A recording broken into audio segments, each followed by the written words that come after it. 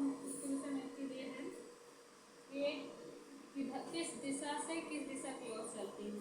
तो सबसे फर्स्ट क्या है यार, चलती है किसके किसके बीच में,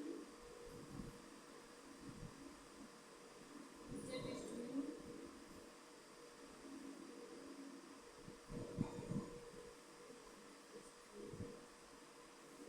जेट स्ट्रीम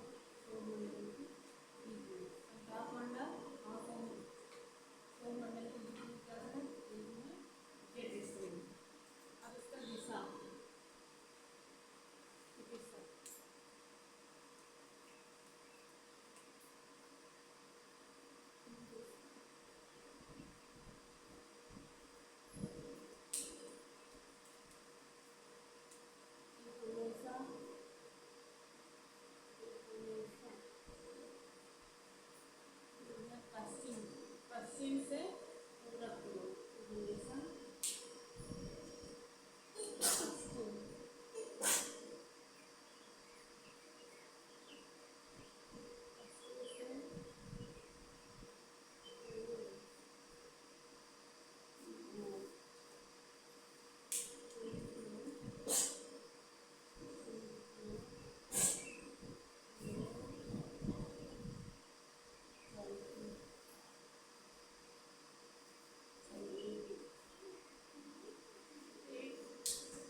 जेट स्ट्रीम एक तेज चलने वाली हवा एक किसके बीच में चलती हैं, समताप मंडल और क्षोभ मंडल के बीच में क्या चलती है, जेट स्ट्रीम। अगर सबसे पहले पूछा जाए कि ये जो जेट स्ट्रीम है किसके किसके बीच में, किस परत के बीच में, तो समताप मंडल और क्षोभ मंडल के बीच में चलती है। कहाँ पे चलती है, समताप मंडल क्षोभ मंडल के बीच में। और अगर ये पूछा जाए कि जो है जेट स्ट्रीम का जो किस दिशा से किस दिशा की ओर चलती है, तो एक किस दिशा से, एक पश्चिम से पूरब की ओर चलती है। और दूसरा क्या है यार, और जो है ये विसर्पण वायु की तरह चलती है, इस तरह से और इस तरह से करके में चलती है। या तीसरा पॉइंट क्या है यार, जो है विसर्पण वायु है, नीचे ऊपर करके चलती है जैसे सांप की तरह। तो जेट स्ट्रीम की संकल्पना, जेट स्ट्रीम सबसे पहले किसके बीच में, क्षोभ मंडल और समताप मंडल के बीच में चलती है। और ये जो है कैसे चलती है, विसर्पण वायु की तरह चलती है, नीचे ऊपर करके चलती है। और किस दिशा से किस दिशा की ओर चलती है, तो पश्चिम से पूरब की ओर चलती है। आगे का इसका जो है जेट स्ट्रीम समताप मंडल और क्षोभ मंडल के बीच में चलती है। इसको हम यहाँ लिख दें, दिशा एक किस दिशा में चलती है, हमेशा पश्चिम से पूर्व की ओर चलती है।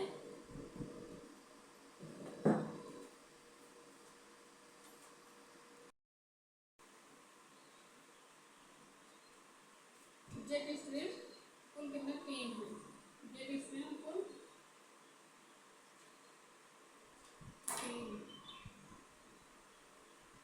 3 है। नंबर 1 क्या है, ध्रुवीय जेट स्ट्रीम, नंबर 2 शीतोष्ण जेट स्ट्रीम और एक उष्णकटिबंधीय जेट स्ट्रीम। 3 है, कौन कौन से हैं, ध्रुवीय है, उसके बाद शीतोष्ण और उसके बाद क्या है उष्ण। एक 3 जो है क्या है, जेट स्ट्रीम। तो अब इनका जो है कितने कितने अक्षांश पे हैं, इसको सबसे पहले देखना। तो ये सबसे पहले क्या है, अगर हम बात किया जाए तो यहाँ 0 अक्षांश से चलते हैं, 0 डिग्री से 23.5 डिग्री नॉर्थ और साउथ दोनों। 0 डिग्री से 23.5 डिग्री नॉर्थ और साउथ दोनों के बीच में क्या पाया जाता है? उष्णकटिबंधीय जेट स्ट्रीम। क्या है? उष्णकटिबंधीय जेट स्ट्रीम पाया जाता है। कितने के बीच में? 0 से लेके 23.5 degree north 23.5 degree south south के बीच में क्या पाया जाता है? उष्णकटिबंधीय जेट स्ट्रीम। तो नंबर 1 ये हो गया। और उसके बाद दूसरा क्या है? शीतोष्ण जेट स्ट्रीम।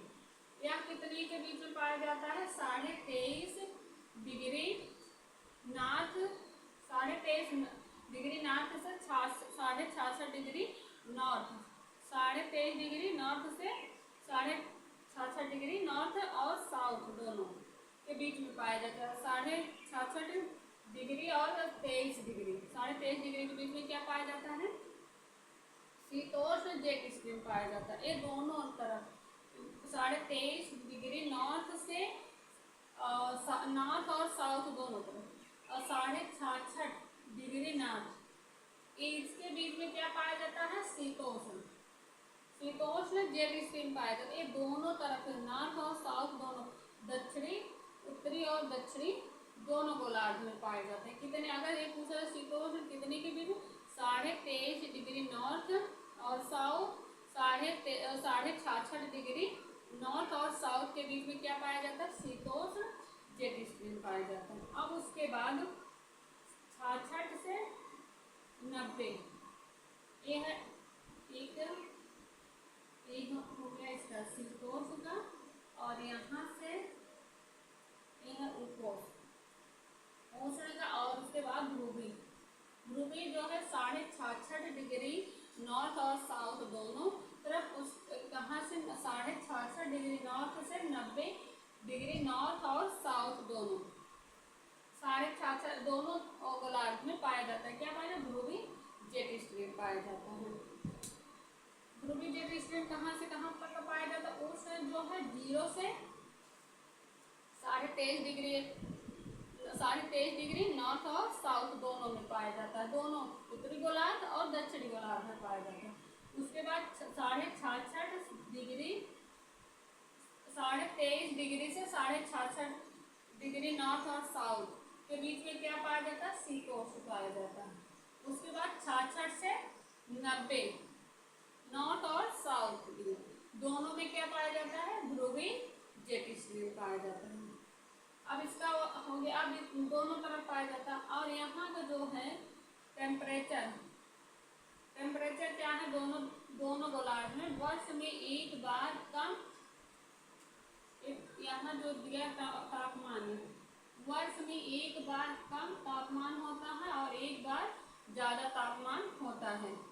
वर्ष में एक बार क्या होता है? यहाँ का तापमान कम होता है। 21 पे है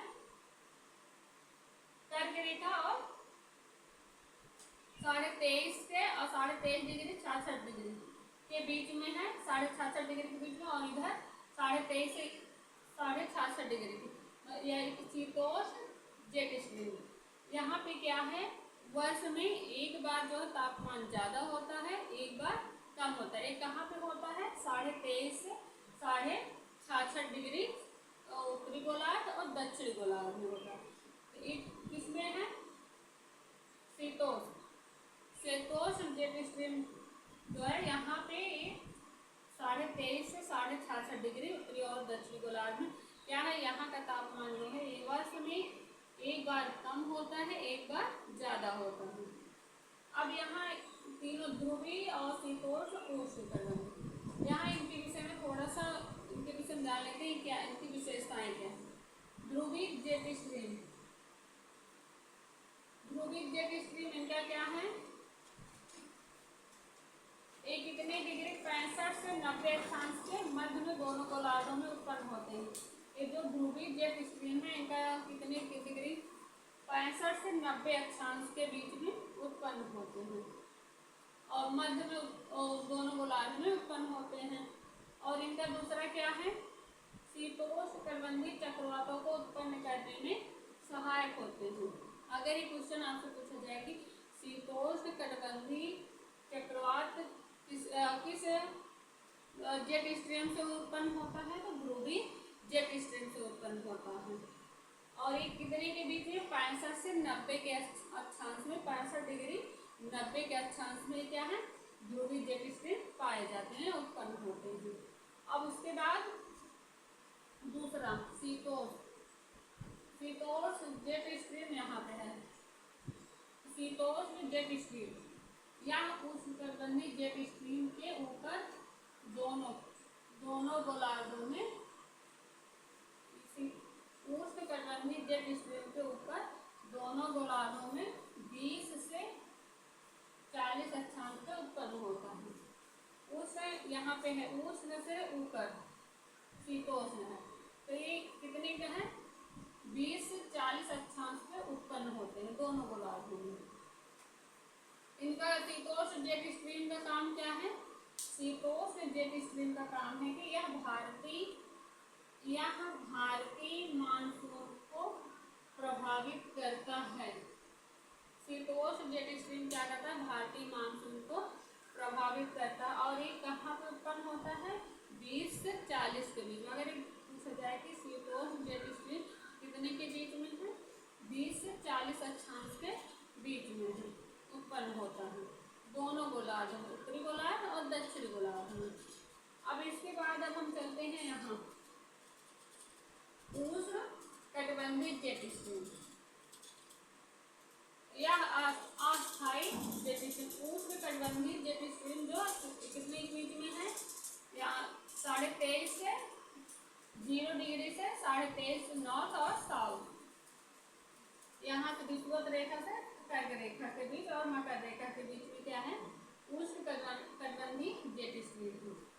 यह कैसे होता है? यह अस्थायी जेट स्ट्रीम होता है। यह कैसा होता है? अस्थायी या अस्थायी जेट स्ट्रीम होता है। और एक कहाँ पे? इसका दक्षिण पश्चिम मानसून को उत्पन्न करने में इनकी महत्वपूर्ण भूमिका होती है। जो उष्णकटिबंधीय जेट स्ट्रीम है, जो है मेन भूमिका क्या है? दक्षिण पश्चिम मानसून को उत्पन्न करने में इनकी महत्व। दक्षिण पश्चिम जो मानसून होता है उसको उत्पन्न करने में कौन से स्ट्रीम का जरूरत है? यहाँ पे उष्णकटिबंधीय जेट स्ट्रीम। उष्णकटिबंधीय जेट स्ट्रीम का क्या है? यह अस्थायी होता है और ये जो है दक्षिण पश्चिम मानसून को उत्पन्न करने में इनकी जो है महत्वपूर्ण भूमिका होती है। अब क्या? ध्रुवीय, शीतोष्ण और उष्ण। शीतोष्ण क्या? 20 से 40 अक्षांश उत्पन्न होता है। इसका काम क्या? यह भारतीय मानसून को जो प्रभावित करता है। और उष्णकटिबंधीय क्या है? जेट स्ट्रीम, यह अस्थायी होता है, और दक्षिण पश्चिम मानसून को उत्पन्न करने में सहायक होता है। इसकी महत्वपूर्ण भूमिका होती है। अब उसके बाद जो है यहाँ पे ध्रुवीय जेट स्ट्रीम। ध्रुवीय जेट स्ट्रीम में क्या है? 65 से 90 के अक्षांश में होते हैं, दो उत्तरी और दक्षिणी गोलार्ध में। और इनका क्या है? ये शीतोष्णकटिबंधीय चक्रवात को उत्पन्न करने में सहायक होती है। उम्मीद है आपको समझ में आया होगा क्लास। अगर आपको थोड़ी सी भी अच्छा लगा हो, थोड़ा सा भी समझ में आया, अच्छा लगा हो, तो आप लोग वीडियो को लाइक कर दीजिएगा और चैनल को सब्सक्राइब कर लीजिएगा, जिससे कि ये ऐसे ही आपको जियोग्राफी का मोस्ट इम्पोर्टेंट टॉपिक हम आपके पास पढ़ाएंगे, जिससे आपके पास आसानी से पहुंच जाए। ठीक है, थैंक यू।